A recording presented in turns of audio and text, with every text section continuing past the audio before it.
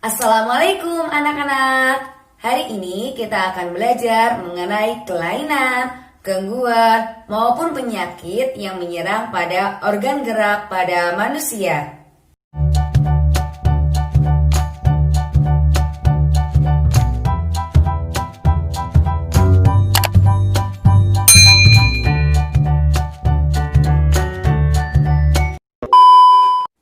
Kelainan pada rangka manusia. Yang pertama ada kifosis. Ini adalah gambar dari postur tubuh yang baik. Dan kifosis ini bentuknya seperti ini postur tubuhnya. Terlihat membungkuk ya. Apa sih itu kifosis?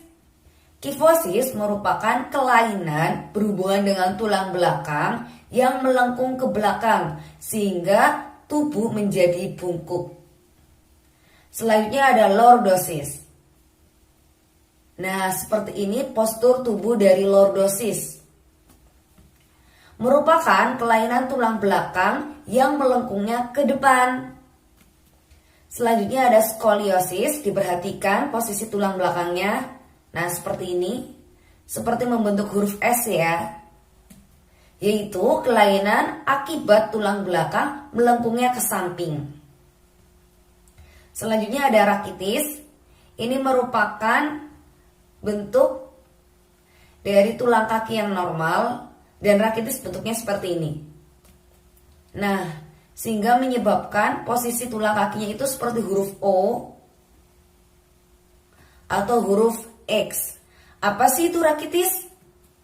Merupakan penyakit yang disebabkan karena kekurangan vitamin D pada masa pertumbuhan tulang. Akibatnya, tulang tidak tumbuh dengan normal, sehingga dapat menyebabkan tulang kaki menjadi bengkok.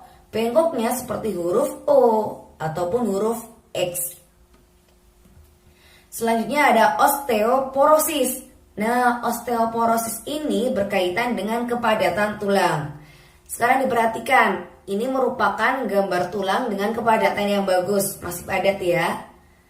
Nah, gambar yang selanjutnya mulai tidak padat.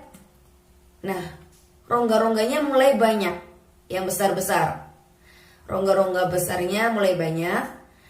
Dan osteoporosis ini merupakan penyakit menurunnya kepadatan tulang yang disebabkan tulang kekurangan zat kapur. Diperhatikan dari gambar pertama, kedua, dan ketiga. Semakin lama, kepadatannya semakin berkurang. Sehingga tulang menjadi rapuh dan mudah patah. Selanjutnya ada penyakit rematik. Nah, kalau rematik ini berhubungan dengan persendian, yaitu menyebabkan rasa nyeri, terutama pada persendian, seperti pada bagian lutut, siku, maupun pada pergelangan. Nah, biasanya disebabkan oleh infeksi, bakteri, atau perkembangan sel yang menurun karena usia lanjut. Nah, biasanya rematik ini biasa diderita oleh orang-orang yang berumur sudah sekitar 40 tahun ke atas usia lanjut. Dan ini ada patah tulang atau disebut juga sebagai fraktura. Nah, ini tulangnya patah ya. Dan biasanya patah tulang ini disebabkan karena adanya benturan dengan benda keras. Dan benturan itu biasanya disebabkan pula oleh kecelakaan maupun jatuh. Selanjutnya kita akan membahas kelainan, penyakit, maupun gangguan pada otot manusia yang berperan sebagai organ gerak aktif. Yang pertama ada hipertrofi. Coba kalian perhatikan gambar berikut. Pasti kalian sudah pernah ya melihat tokoh-tokoh seperti ini. Mereka disebut sebagai binaragawan. Dilihat coba tubuhnya, otot-ototnya amat begitu besar ya. Nah, apa sih itu hipertrofi? Hipertrofi yaitu otot menjadi membesar dan menjadi lebih kuat. Hal ini disebabkan karena sel otot diberikan kegiatan, aktivitas yang terus-menerus secara berlebihan. Nah, diperhatikan. Ini merupakan gambaran dari otot dengan kondisi normal.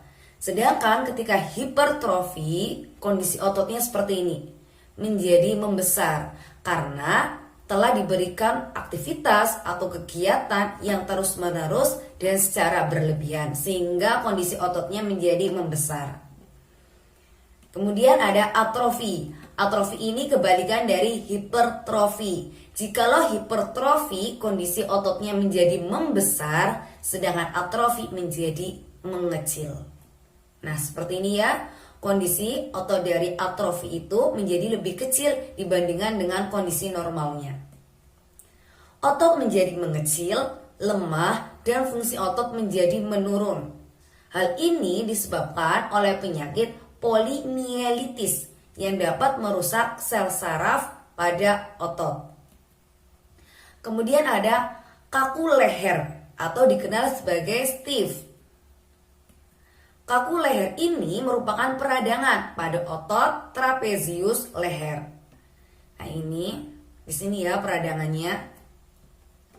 Biasanya disebabkan oleh gerakan yang menghentak secara tiba-tiba atau salah gerak. Di sini ada juga tetanus. Nah, ini contoh dari gejala tetanus. Biasanya disebabkan oleh ketika misal ya tertusuk oleh barang-barang yang telah berkarat seperti misal paku. Nah, tetanus ini disebabkan oleh infeksi bakteri Clostridium tetani. Hal ini dapat menyebabkan otot menjadi kejang-kejang. Nah, ini contohnya nih. Gejala-gejalanya. Jadi otot-otot menjadi kejang-kejang.